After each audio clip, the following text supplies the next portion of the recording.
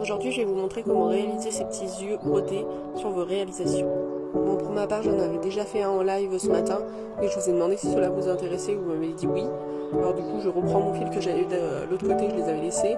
Du coup, je prends mon fil et j'essaye d'être sur le même rang. Hop, après je vais vous montrer. Là, je vais prendre 2 rangs au-dessus.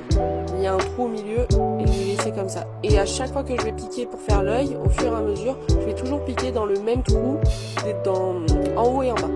Du coup, on pique toujours dans les mêmes trous, plusieurs fois, autant que vous le voulez. Ça dépend le volume de l'œil que vous voulez, plus ou moins gros. Moi, j'adore qu'ils soient quand ils sont un peu en relief.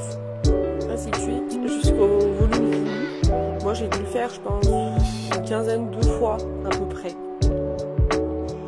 Alors là, on arrive sur les derniers passages, et moi, pour redonner un peu de volume, je passe l'aiguille entre la laine chenille et mon coton.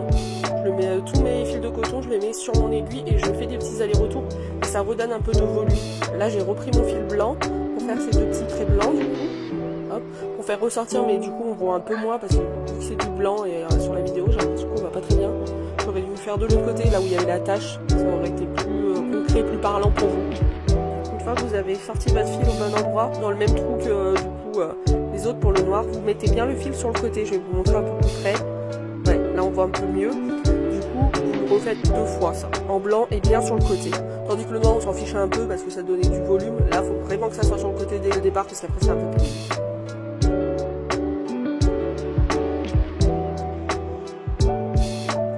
Là, vous repassez votre fil pour qu'il ressorte de là où il vient, comme ça, pour faire le nœud à la fin, ça sera plus simple. Là, on va passer au petit sourcil, au petit cil. Du coup, vous repassez dans le trou de là où vous avez piqué pour faire l'œil. Hop, dans la même rangée, en fait, dans le même rang. Hop, une fois comme ça. Moi, j'ai laissé 2 mailles. Hop, une fois comme ça. Et dans la maille du dessous, hop, j'en fais un deuxième. Et je trouve que ça donne un petit air tout mignon.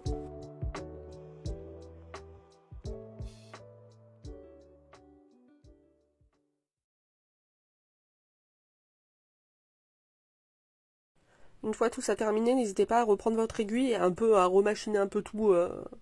Là, j'avais une petite peluche, je l'ai enlevée. Vous avez certainement de la ouate qui est venue avec votre fil aussi, donc n'hésitez pas à bien nettoyer. Ça rendra tout de suite un rendu beaucoup plus propre, beaucoup plus joli. Ça ressortira vachement mieux le noir et le blanc. Hop, vous faites les nœuds et vous les rentrez à l'intérieur avec un ciseau ou un crochet. D'ailleurs, j'avais pas de crochet sous la main, donc c'est pour ça que je l'ai fait avec un ciseau. Faites avec un crochet, vous risquez de moins casser. Et voilà terminé.